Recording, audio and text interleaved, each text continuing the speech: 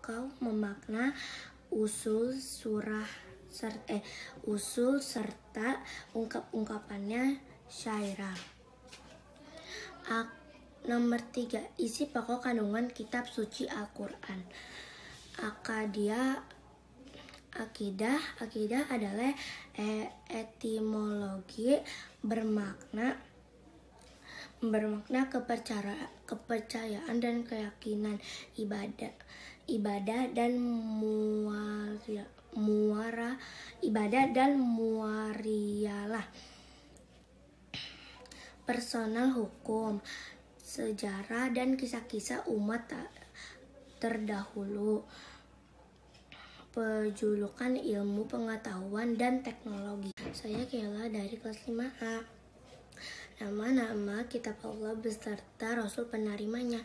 Kitab Zabur diturunkan kepada Nabi Daud alaihissalam.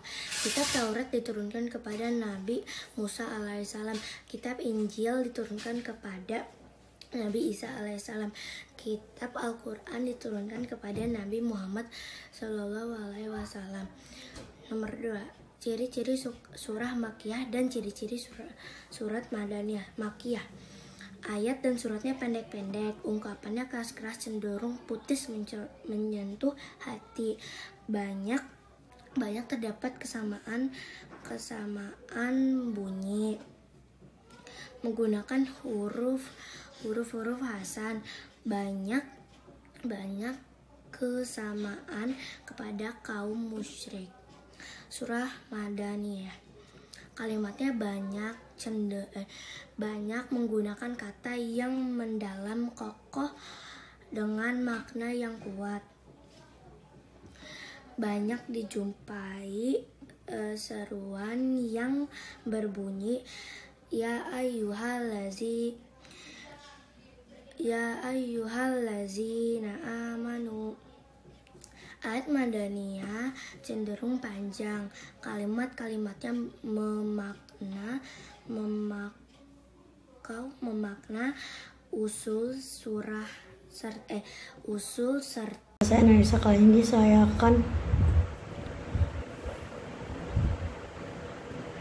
mengerjakan tugas agama. Yang pertama, nama-nama kitab Allah beserta Rasulnya. Kitab Zabur diturunkan kepada Nabi Daud alaihissalam. Kitab Taurat diturunkan kepada Nabi Musa alaihissalam. Kitab Injil diturunkan kepada Nabi Isa alaihissalam. Dan kitab Al-Quran diturunkan kepada Nabi Muhammad SAW.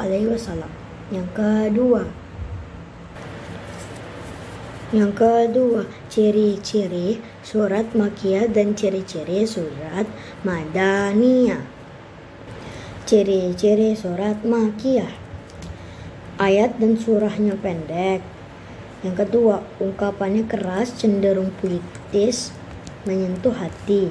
Yang ketiga, banyak terdapat kesamaan bunyi. Yang keempat, banyak menggunakan huruf qasam.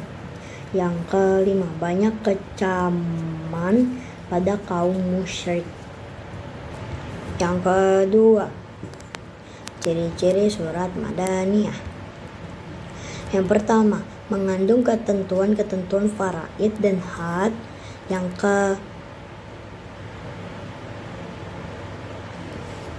Selanjutnya, mengandung sindiran terhadap kaum munafik, kecuali surat Al-Ankabut.